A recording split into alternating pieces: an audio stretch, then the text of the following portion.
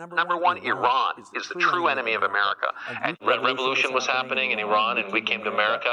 Geopolitically, Iran is an equal danger to America as well as Israel. Right. Instances of Iran working to expand its exporting of terrorism in Asia, Latin America, and Africa. That prevents a nuclear armed Iran, secures America and our allies, including Israel.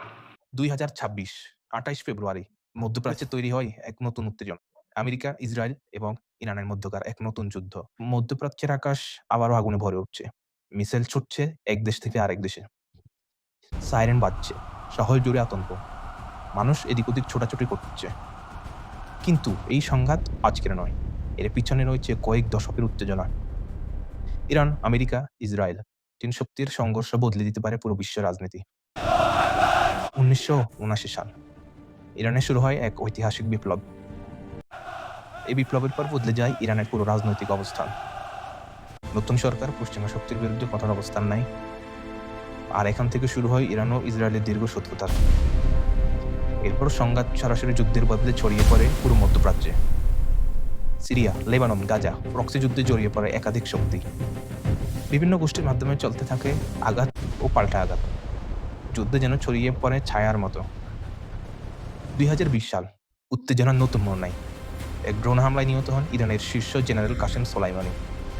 এরপর মধ্যপ্রাচ্যে যুদ্ধের আশঙ্কা পৌঁছায় নতুন এক উচ্চতায়। এদিকে আরেকটি বড় প্রশ্ন সামনে আসে, ইরানের পারমাণবিক কর্মসূচি। পশ্চিমা দেশগুলোর দাবি ইরান গোপনে পারমাণবিক অস্ত্র তৈরি করার চেষ্টা করছে।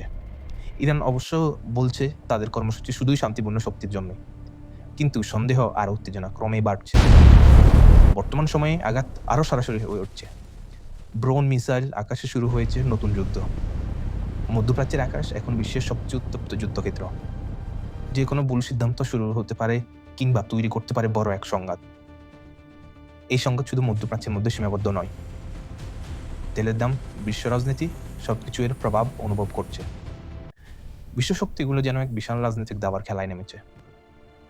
রাত নেমেছে মধ্যপ্রাচ্যে, কিন্তু আকাশ এখনো শান্ত নয়। একটি ভুল সিদ্ধান্ত আর শুরু হতে পারে নতুন এক বিশ্ব সংকট। প্রশ্ন এখন একটাই, বিশ্ব কি আরেকটি যুদ্ধের দ্বার প্রান্তে, নাকি এখান থেকে শুরু হতে পারে বিশ্বে ওয়ার্ল্ড ওয়ার 3 অর্থাৎ তৃতীয় বিশ্বযুদ্ধ।